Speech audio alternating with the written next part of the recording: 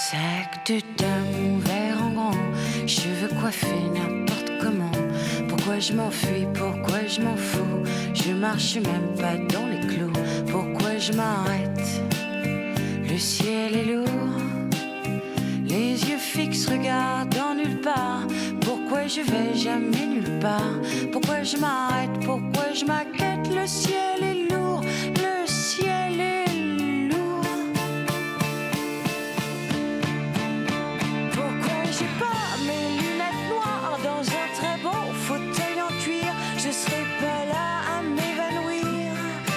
Pourquoi j'ai pas mes lunettes. And luckily the council adhered to the decision of the voters and voted to, in early 2011, we certified the environmental impact report and voted 5-2 to reject the casino project, which was well within our legal rights. And the community was eager to reopen all of Point Mulati for discussion and have a public process to create a new vision for the area. Upstream decided to sue the city after we rejected the casino, saying that we were not within our legal rights. And the city said we could not get a developer on board for a new type of development, one that was not a casino, until this lawsuit was settled. The council went into closed session and accepted a settlement that mandated residential land use for most of the buildable land. And that was not the vision of the community that we had heard at that point, nor is it the vision we hear today. So in closed session, the council bypassed open hearings on zoning and planning, and they did this, it was the second half of 2017. Now, while I was still on the city council, in 2016 and the early part of 2017, we saw several attempts from Upstream to try and get the city council to agree to settlements. But we were able to push back and not agree to any settlements.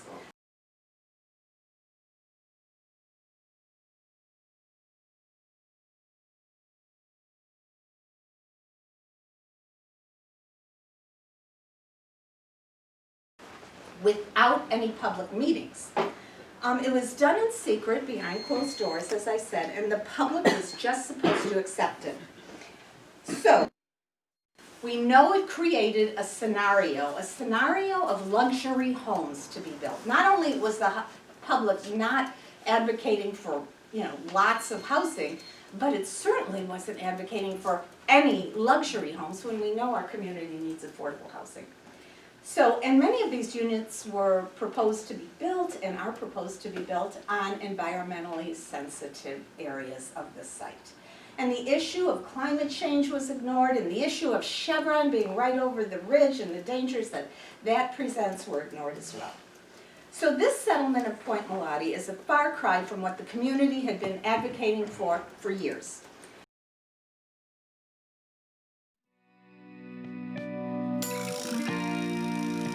Dans mon cinéma permanent, du grand, du vrai cynique qui ment. Pourquoi je reste sur le trottoir? Je vois des bateaux mais je vais nulle part. Pourquoi? Pourquoi je rentre pas chez moi? Chez moi c'est tout petit et c'est froid. Alors avant d'allumer le gaz, j'allume la télé, mais ça m'enrage.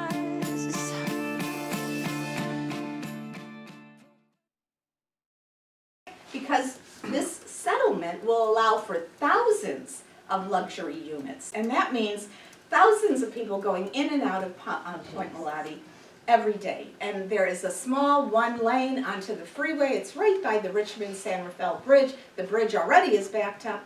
We know that this is going to even increase the traffic in a major way.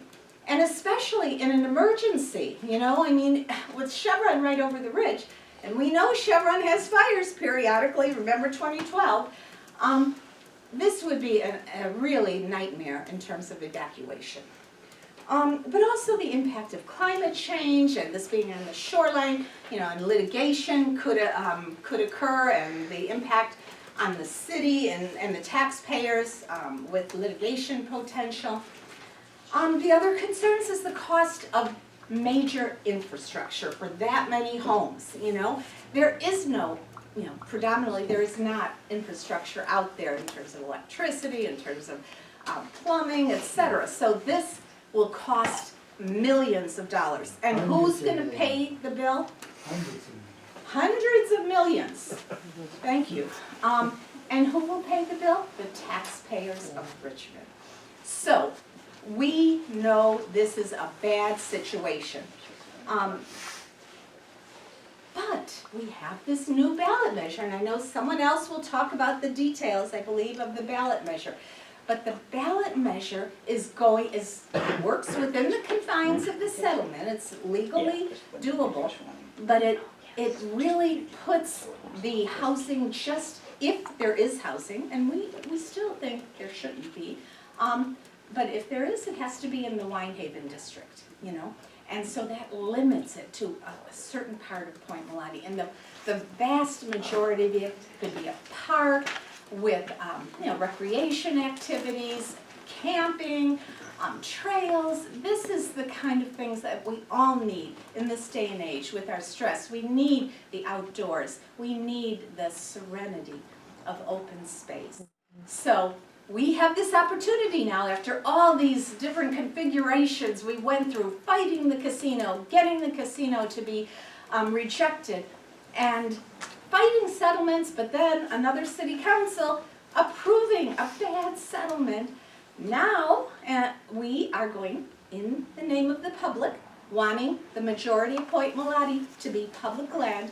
We are collecting signatures for a ballot measure that will save our Point Mulati. So,